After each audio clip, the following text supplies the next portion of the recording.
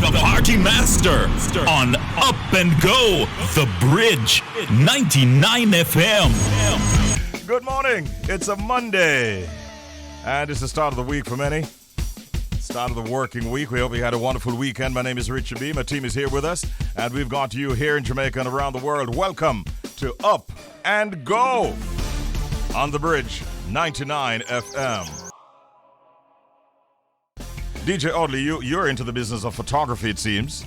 Last picture that you posted on your IG page was at a sunset. Have you considered taking a photograph at the rising of the sun? Boy, I tell you, you know, the funny thing about it, I looked at my IG, yes, and I posted a morning pic.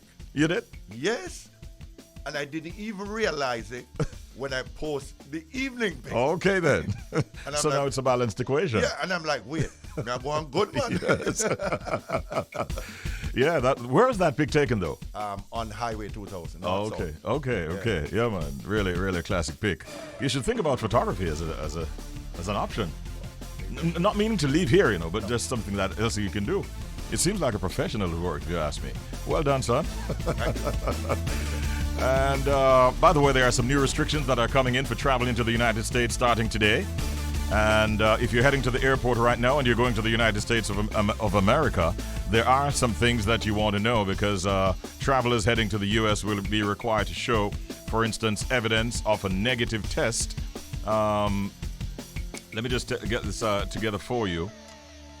Technology at work, and so there's a little freeze going on. But it's interesting, these new developments. Beginning today, travelers heading to the U.S. will be required to show evidence of a negative test for the virus within 1 day of boarding their flight instead of 3 days prior. Yeah, that's a big development. Just to put things in context, here's what you might want to know if you're heading to the airport right now. All travelers ought to know this. Starting today, the U.S. will begin requiring all inbound international travelers to test for COVID-19 within 1 day of their flight to the U.S. And that's regardless of their nationality or vaccination status. So that is a big development. In addition to that, do testing requirements apply to children? Yes, they do. Do you have to get the test exactly 24 hours prior to travel? No. In other words, if your flight is, say, 1 o'clock tomorrow, you could have done that. So long as you do the test the day before, you're good to go, as against exactly 24 hours. What else can we tell you? Face masks rules now are being implemented. So people will have to wear a mask on planes and trains and subways and other public transportation, including airports and bus terminals through the winter. And fines were doubled. We understand they've moved up now to $3,000 in some instances. We're talking US dollars. And these are some of the things. Is testing and quarantine required after arrival? No. Testing and quarantine is not mandatory upon arrival. Those are just a summary of some of the things that you will encounter and that you want to be bearing in mind as you head into the United States of America, if that is where you're headed. Safe travel nonetheless. WTF. Right? What the? Fact. And you kind of get me nervous. I tell you what, from now on, let me deal with it because me I know the heart to jump on beat fasting that. So, is either you're going to deal with it or I just going to deal with it? No, you take it. Then the man will go pause, you know, and say, yo, it's like broadcasting license are going to disrupt this morning, you know. Anyhow, what the fact, ladies and gentlemen, what the fact, WTF. Let's tell you an interesting one this morning. Associated British Foods did a study recently, and they are reporting that they found that the average American consumes 7,000 calories on Christmas Day alone. Now, in the U.S., that is over 3 times the U.S. Department of Agriculture's recommended daily intake. Most of the damage comes from 2 large meals and then nibbling throughout the day. And They went on to describe what people eat, what are the items that they put in their on their plates, and so on. But I'm trying. When I was looking at it last night, I was saying to myself, how does that compare to what we do here? Because I mean, what some of us eat on Christmas Day. You don't think we're bordering on 15,000 calories or more? You know, Richie, about this particular discussion. Yes. I think it was last week, right? You mentioned that some people take what we call here in Jamaica wash out. Yo, look at Jody. Just to prepare for their Christmas meal. Yeah. Yeah, man. Seriously. So, yo, we have to take a wash out, because everything on the table have to get a touch. Slap with. Yeah, they spoke about what would be found on the Americans' table. And, they're mentioning things like eggnog and all that kind of stuff. And even orange juice, they say packing about 110 calories. They talk about pancakes and with butter and syrup and sausage at breakfast time and that kind of stuff. And I'm saying, well, out here, man, I eat some stew beef with grotto-style bread. And them have ackee and saltfish, and them have all kind of thing, corn, pork. And that's just breakfast alone. I think if what the Americans are eating, amounts to about, say, 7,000 calories, it is quite likely that what many Jamaicans are eating would amount to twice that amount easily. But anyway, plan for it and have a good time. Christmas, that's what it's all about. Kind of just have a good time, all right?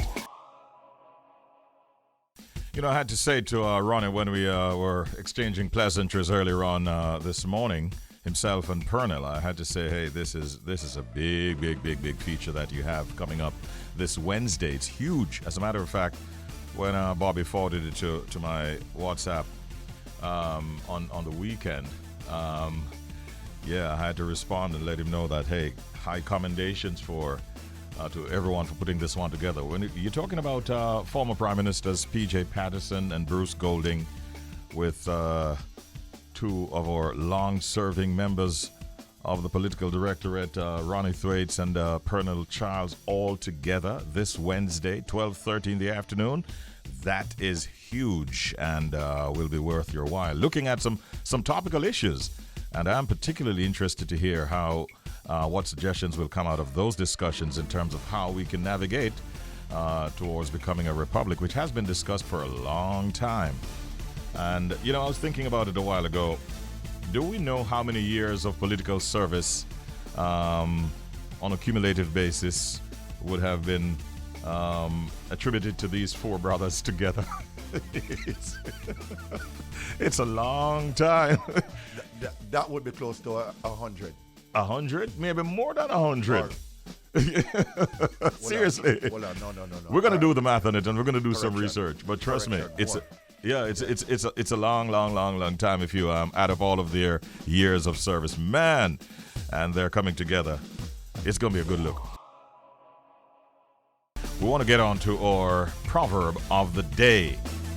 And we're going to hear it first of all, and then I'll give you the translation and the explanations or meanings, because there are more than one meanings and explanations to this one. Here is today's proverb of the day. On a same day leaf drop it rotten. Let me hear that again. On a same day leaf drop it rotten. Okay. You hear what she said? She said, on a same day leaf drop it rotten. And that she said. And it looked like she's serious about it too. So, if that is the proverb, let me just tell you the translation. You want it in proper English? It is not the same day a leaf falls, it rots. Hi to my friends in the UK. You know what I'm talking about, right?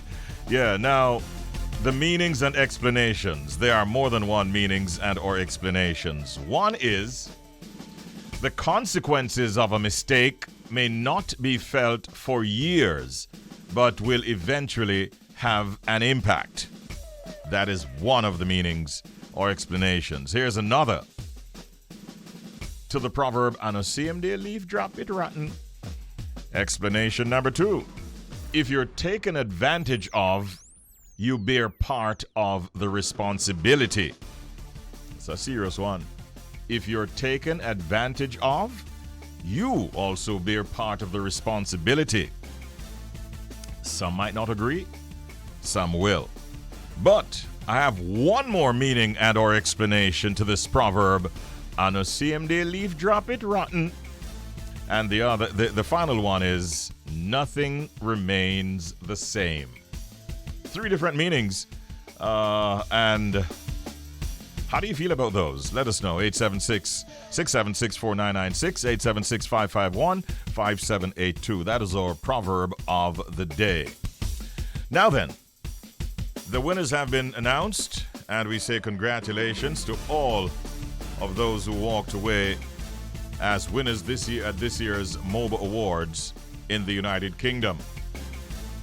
Little Sims and Getz and Dave have won the top prizes at the 2021 MOBA Awards, which recognizes the best in black music from the UK and beyond. They are not the only big winners, though. It's an event that was bringing back live entertainment, and we have the list of winners. Best female act, Little Sims. Best male act, Getz. Best newcomer, Central C. Song of the year, Tion Wayne and Russ Million's Body. And they did a remix which just took off in the UK. The video of the year, Millions with a Z by Laga, directed by TZC. Best grime act, Skepta. Best R&B soul act, Clear Sol. Best hip hop act, D Block Europe. Best drill act, Central C. Best international act, Wizkid. And Wizkid also copped a second in Best African Music Act. They had a best performance in a TV show or film, Michael Ward, Franklin in Small Acts. Best Media Personality, Chunks and Young Philly. Best Jazz Act, Sons of Kemet. Best Producer, J5. Best Gospel Act, Govna, spelled Guvna, Govna B. Am I leaving out any? Yeah? Oh, Best Reggae Act, Shensia.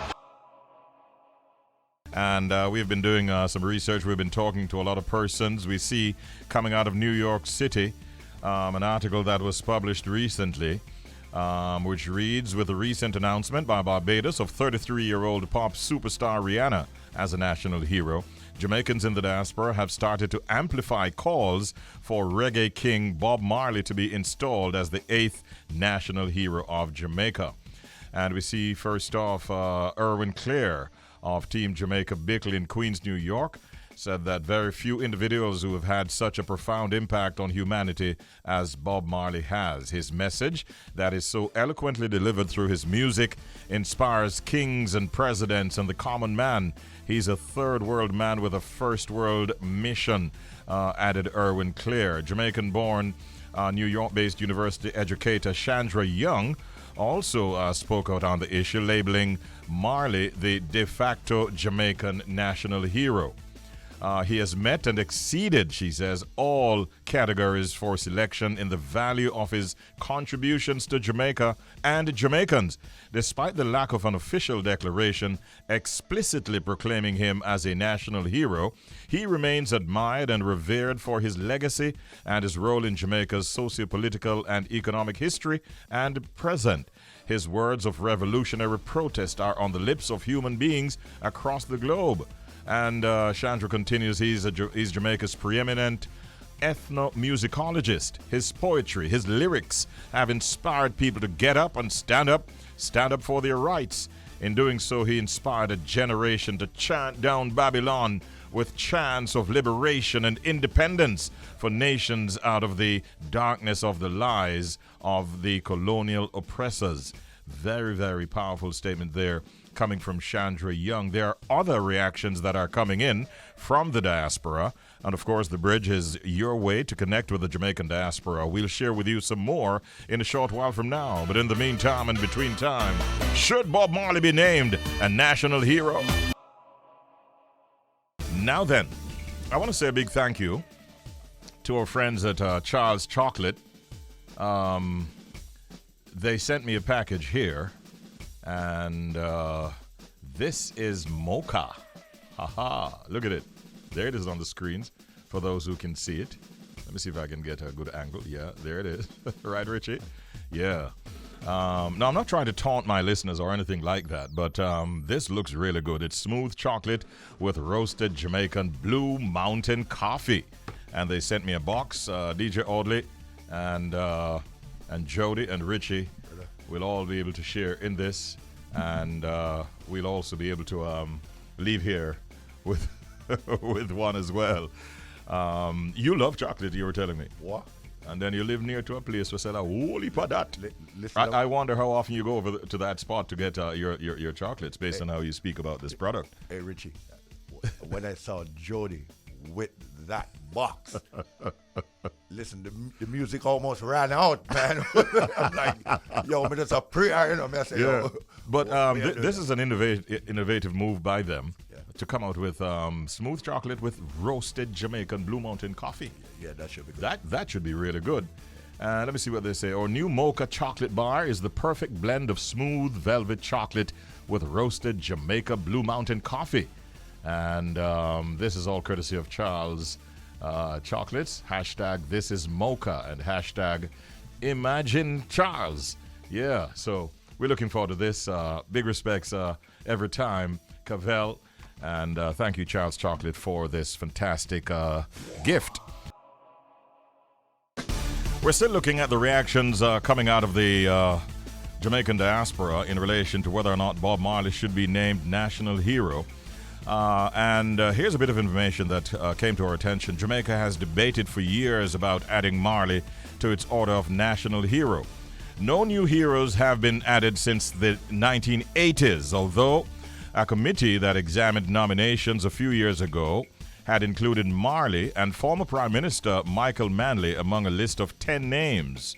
Well, ironically, while decision makers in Jamaica have dragged their feet, the world has acknowledged Marley as a global hero. In fact, in 1999, he was inducted into the Rock and Roll Hall of Fame. And at the turn of the century, the BBC proclaimed his song One Love the Song of the Century. Do remember, too, that Time magazine then named the Exodus album of the Century. And I've been there. I took a photograph right there in the year 2001 because I happened to have been in Los Angeles, California for hosting a show, which at the time was called the Bob Marley Festival, by the way. And he actually is the only Jamaican who has had his name engraved on the Hollywood Walk of Fame. And so we want to say to you, listen, the Jamaican diaspora is speaking up, and they're adding their voice. There's also Lloyd Stanbury, who is based in Florida. He's an entertainment attorney. And in his opinion, Jamaica's lack of vision has been exposed by Barbados. He said, "We have heard a lot of talk around this issue of national hero since Barbados took the decision to get rid of the Queen and also make Rihanna a national hero." Lloyd Stanbury says, "My view is that this move by Barbados highlights the lack of vision and backwardness of successive Jamaican governments. This is not about following Barbados. It is about Jamaica losing its reputation as a thought leader in the Caribbean," according to Lloyd Stanbury. Let me tell you what Stan Evans Smith, who is a music editor and broadcaster out of New York City, had to say on the issue. He says, "Our national heroes fought through slavery and colonialism. Those circumstances are no longer relevant to the present day. The heroes of modern Jamaica face a fresh set of challenges, hence the need for new criteria." He says, Bob remains Jamaica's largest unsponsored export As a nation whose GDP depends in large part on tourism, Jamaica owes much of the selfless pursuit and prowess of Robert Nesta Marley. Thought we'd share with you some of the thoughts coming out of the Jamaican diaspora in relation to whether or not Bob Marley should be named national hero. But right now, the Jamaican Network of Seropositives, JN+, has certified the Kingston and St. Andrew Municipality as a stigma-free space. The municipality, with the resounding support of His Worship, the Mayor of Kingston, Senator Councillor Delroy Williams, has piloted this initiative as part of its mandate to eradicate HIV-related stigma and discrimination in the city of Kingston. We're joined this morning by Ms. Kimberly Roach, who is Policy and Advocacy Officer at Jamaican Network of Seropositives and project leader for Stigma-Free Spaces project to sort of share with us more about this initiative. We're very happy to have her with us. Good morning, Ms. Roach. How are you today? Hi, good morning. I'm well. How are you? Wonderful to hear you. I'm happy to have you on the program. To be here. I think a lot of my listeners would want us to start by asking you, what is seropositive? Okay, so seropositive means persons who are living with HIV. Mm-hmm. Okay, that's that goes right to the point. Short answer, Yes. right to the point. Yes. Tell us now, then, if you will, Kimberly, about the Jamaican Network of Seropositive. What are you engaged in doing? Okay, so we're an NGO officially registered in 1996. We're celebrating our 25th year this year. So that's a big celebration for us. Mm-hmm. What our work is centered around is advocating for the rights and concerns of persons living with HIV, and we also offer care and support to those living and impacted by the virus. So we are very, focused on persons living with HIV, and that is where our work is centered. Mm-hmm. So this is quite an important initiative then.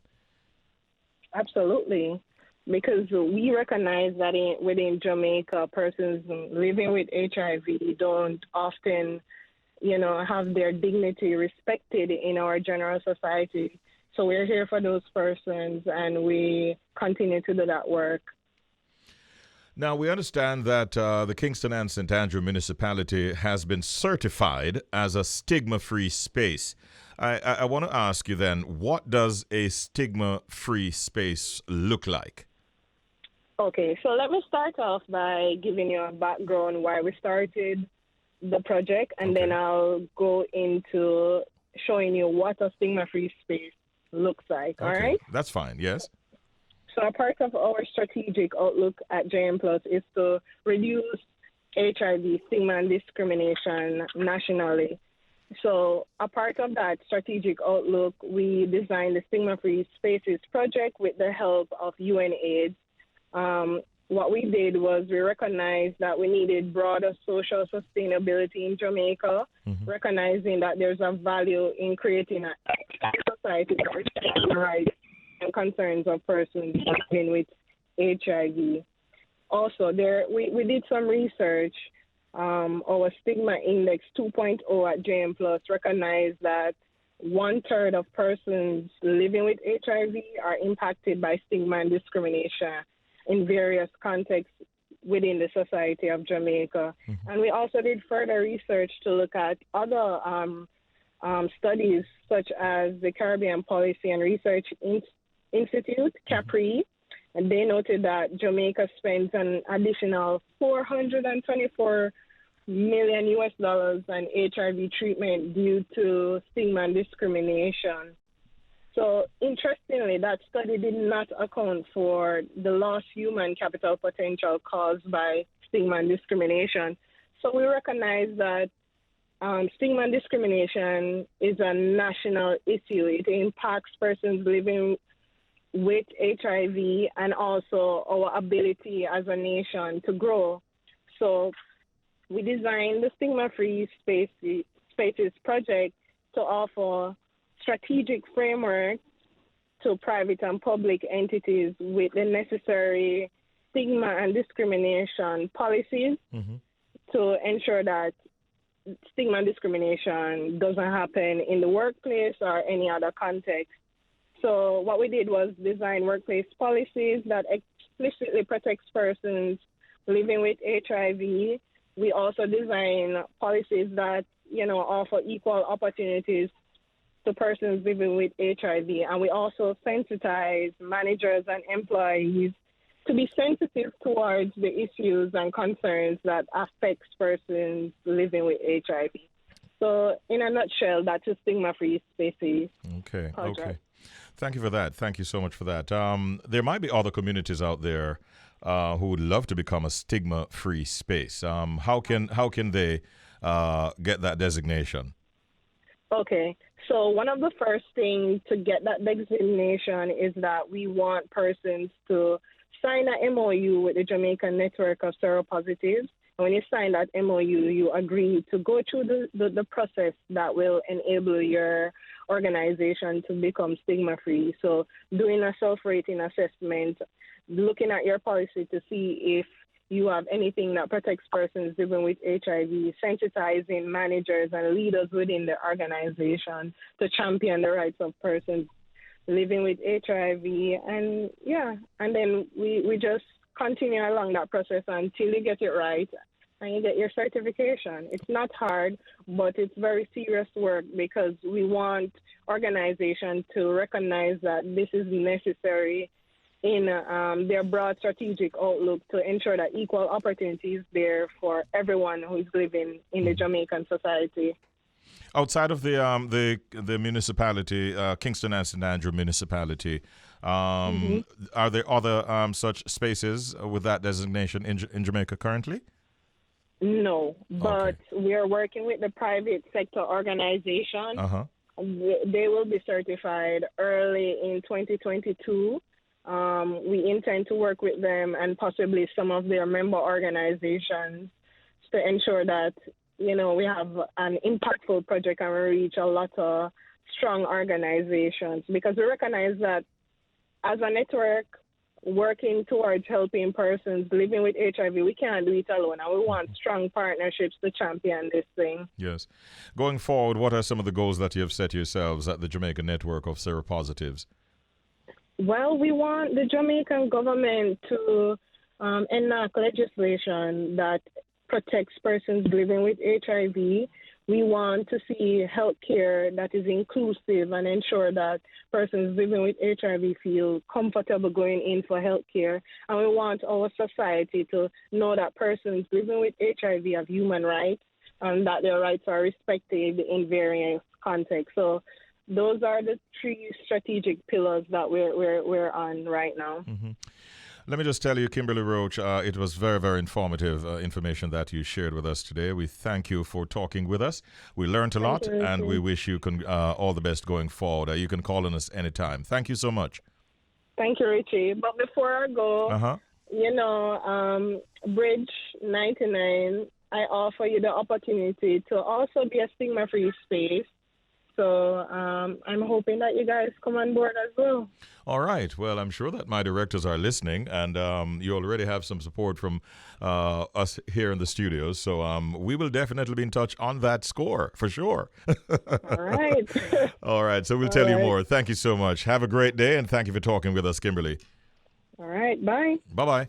Kimberly Roach there, ladies and gentlemen. And, wow, Bridge 99 FM could get that designation of a stigma-free space. It's something to think about. From the GM to the CEOs, I'm sure that they're listening. So let us know. So this party promoter who went viral, you know how many persons sent me this clip from overseas and from here in Jamaica as they were passing it around? Are you going to this party? They were jokingly saying all kinds of smiley faces. Well, do you remember what was being offered?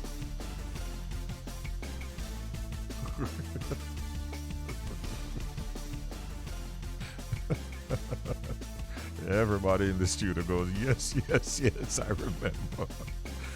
You know what my next and very obvious question has got to be? Were you there? Let me ask you, did you actually see what it was like when she was being taken into custody?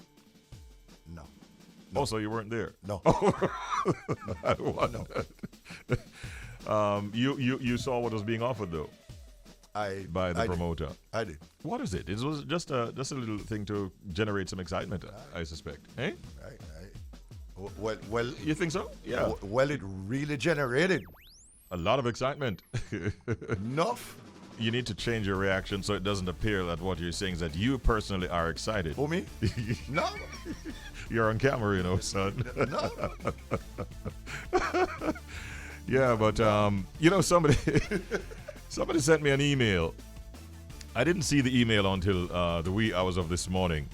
And because the response had not come in, the person wrote, "What happened, Richie? You're going to Kadisha party." So I'm saying, oh, this thing is serious. No, I was not at no Kadisha party.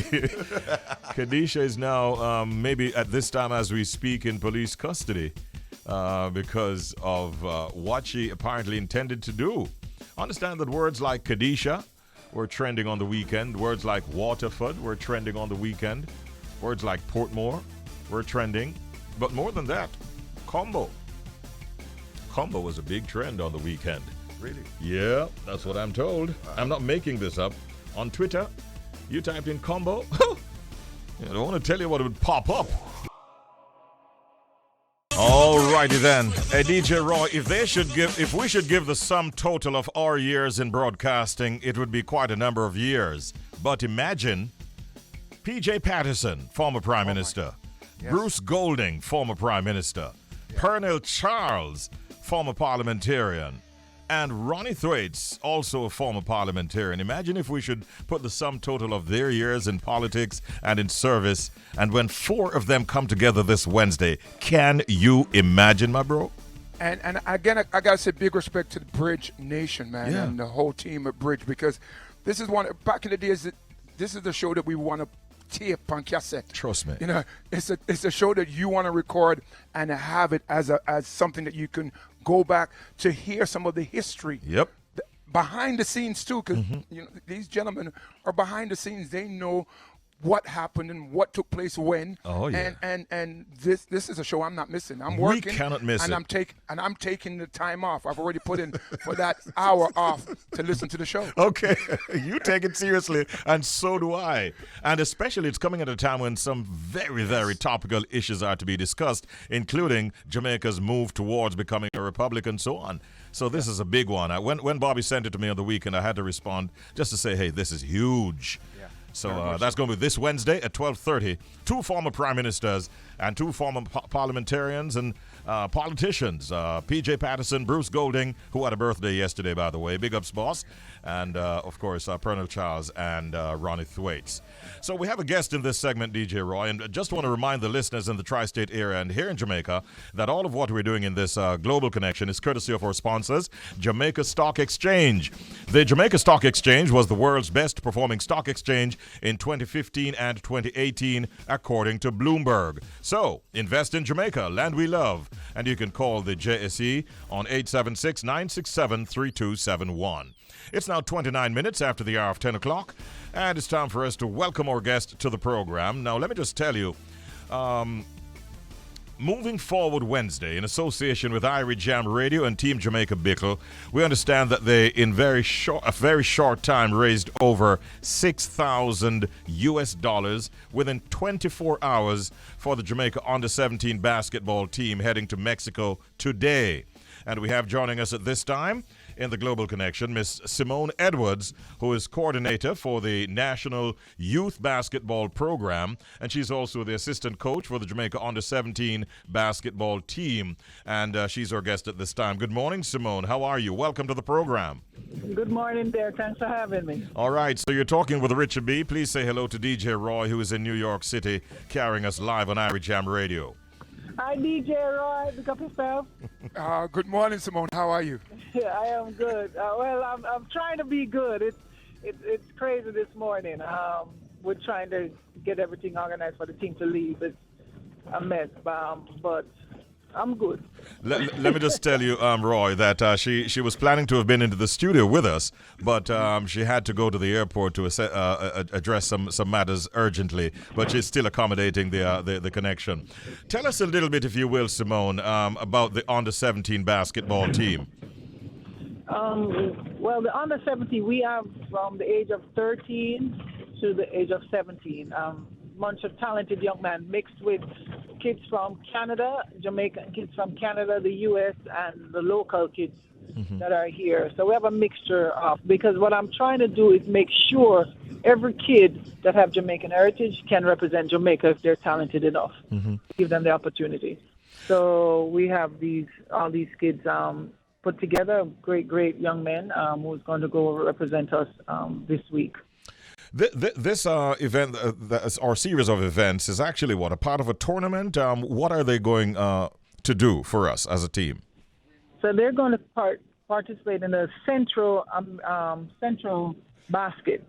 So it's like if you're a senior team and you want to go to the Olympics, you'll have the central, then the FIBA Americas, then the Olympics. So you have, once they medal in this round, they go to the FIBA America, then to the World Games, since they don't have the Kids Olympics. So this is Olympics. This is a major platform for exposure. Yes, very big. And it seems there was a shortfall in terms of funding. And what happened? I understand that $6,000 were raised in 24 hours. I need to hear more about that.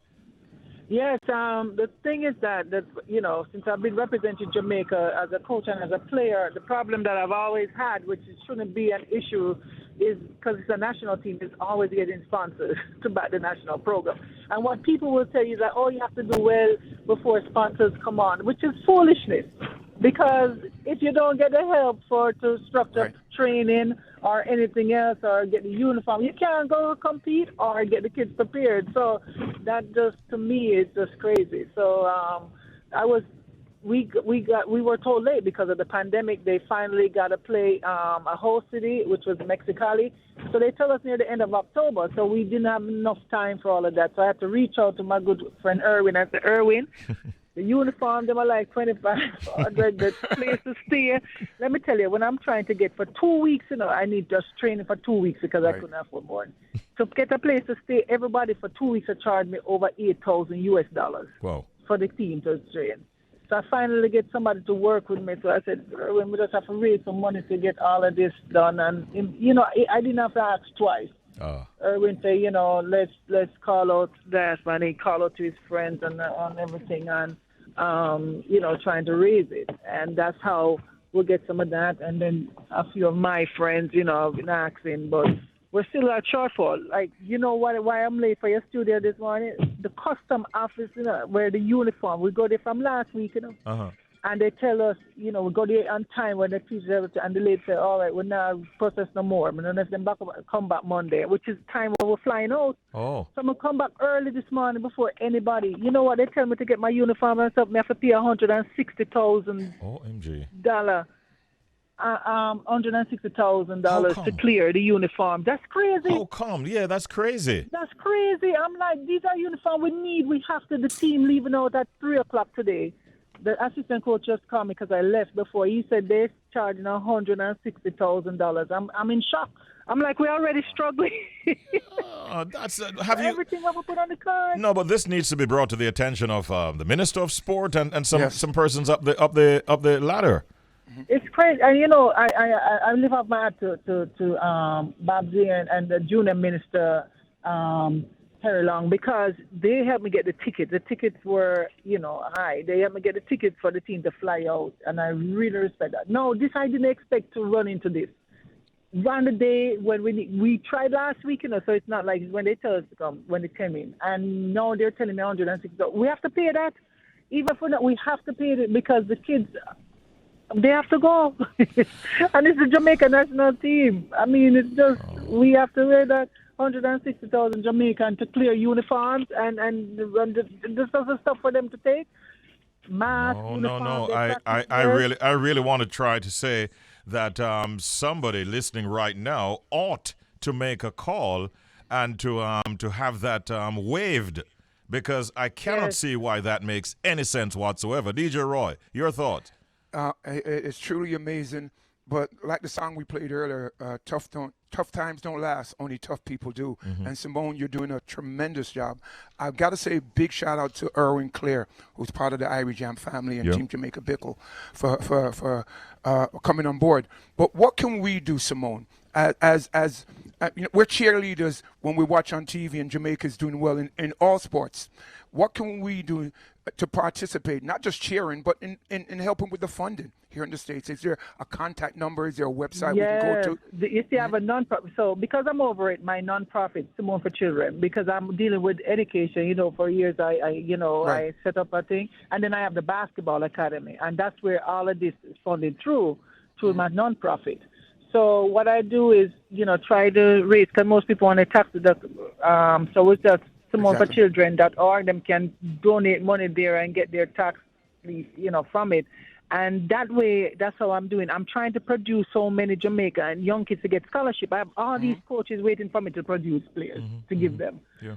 And I can't do that. And that's opportunity for kids here. That's what got me to, the U.S. scholarship. Yeah. So that's the one way, to donate to my foundation for Simone for Children, so that I can create more opportunity and do with things like this, because that's what I'm paying for it all. Right.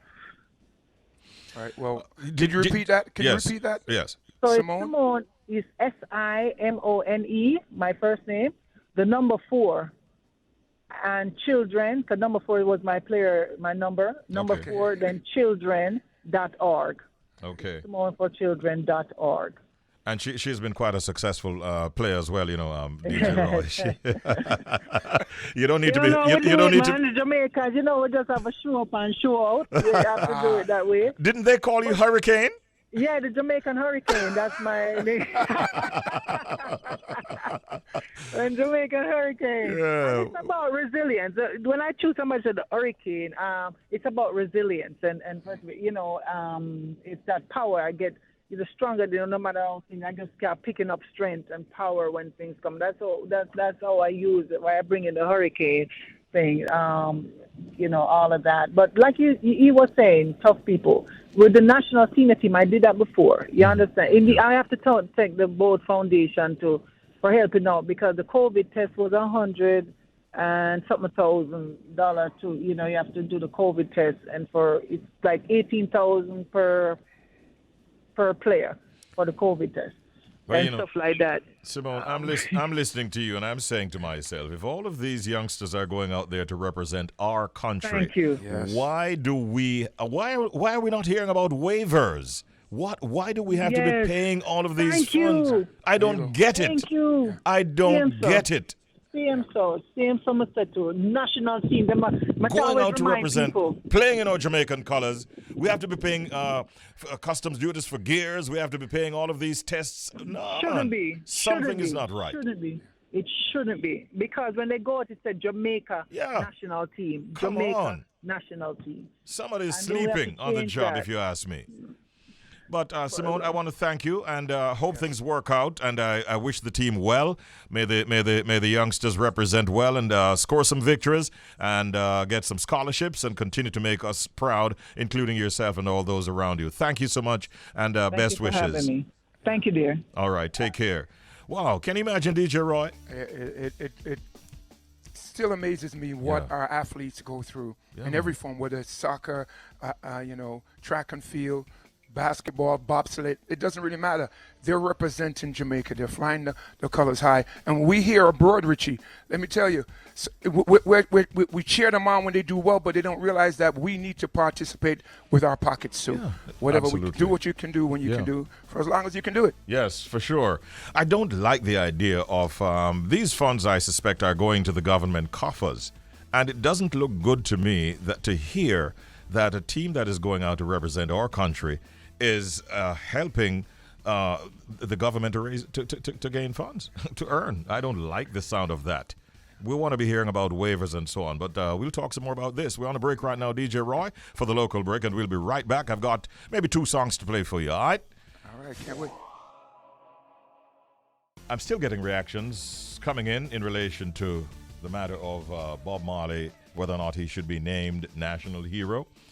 And let me just see if I can go through this one quickly. It was after he began getting international commendations that the Jamaican government and many other people around the world started to attach themselves to the Jamaican banner through his birthright as a Jamaican citizen. If you remember, the Rastaman in those days was looked down upon in the society and was associated with the numerous social ills then. It was through the private endeavors of our early music, unlike Bob Marley, that began to highlight the musical talents that originate from Jamaica. And here's another response coming in pertaining to the topic of the next national hero.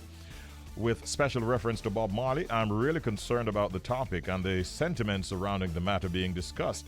My main question is this: what did Jamaica do for Bob Marley when he was out there singing his songs on stage internationally?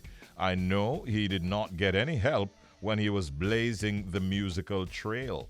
So these are comments coming in from many of our listeners, and of course we appreciate them. Keep the conversation going. Right now it's 3.5 minutes before 11 o'clock. We thank, of course, our news team for News 360. Thanks to Breeanna Lyn. Thanks to Kimberly Roach. Thanks to Simone Edwards. And we certainly hope that they grant a waiver to this basketball team going to represent Jamaica on those fees that are being charged at the airport. Thank you very much, DJ Audley. Thank you, Jody, Richie, Rainford. And most of all, to all of you for listening here in Jamaica and around the world. While we thank our peeps in the streets, we also want to say a big thank you to our listeners. Have a great day today. Keep it locked. What you want is what you get, and what you get is more than you bargained for. See you again tomorrow morning at 7 o'clock in the hour when we'll do it all over again. This is Richie B bidding you bye-bye. Have a good day. Richie B, the party master, on Up and Go, The Bridge, 99 FM.